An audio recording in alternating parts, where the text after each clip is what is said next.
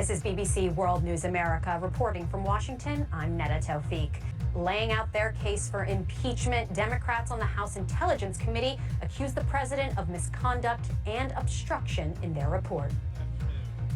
This is the result of a president who believes that he is beyond indictment, beyond impeachment, beyond any form of accountability, and indeed above the law.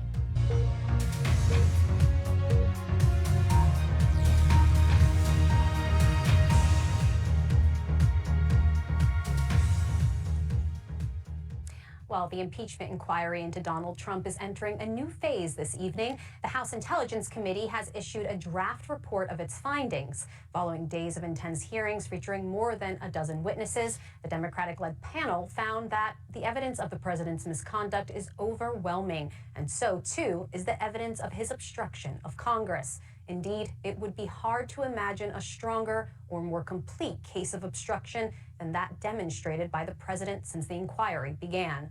Well, the committee will vote tonight on handing over their report to the House Judiciary Committee, which has the power to write up official articles of impeachment. And open hearings are already scheduled there for tomorrow. Well, for more, I'm joined now by Elizabeth Wydra, president of the Constitutional Accountability Center. Thank you so much for joining me. So what changes now that the Judiciary Committee is essentially taking the reins of this inquiry? Absolutely. So now we're kind of moving from the investigation to the charges.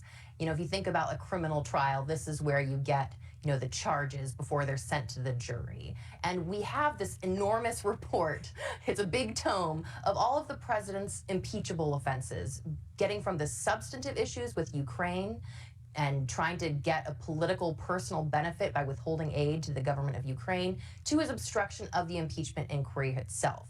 And that really gives the backdrop, the evidence for the Judiciary Committee now to draft those articles of impeachment, to really take that solemn role that the House has, its sole power to impeach. And looking at this 300-page report, were there any surprises, or does it read like a narrative that we've seen playing out over these hearings? If you've paid attention to the public hearings that have gone on in the Intelligence Committee, it's very much what we saw the witnesses say. You know, and frankly, when you get to the obstruction part, what we didn't hear any witnesses say. The report goes through the president's absolute refusal to cooperate with the impeachment inquiry. And the House has oversight authority as part of its checks and balances in the Constitution that goes back to our very founding. And so the president absolutely refusing to cooperate in any way builds the case for obstruction here. So that, plus the Ukraine evidence that the president was leveraging American power and policy for a personal political gain, that's in here in great detail. And, you know, the other issue at hand is the fact that this has been so partisan, right? We're going to hear tomorrow from 4 constitutional law experts. Do you think that will clear anything up? You know, I certainly hope so.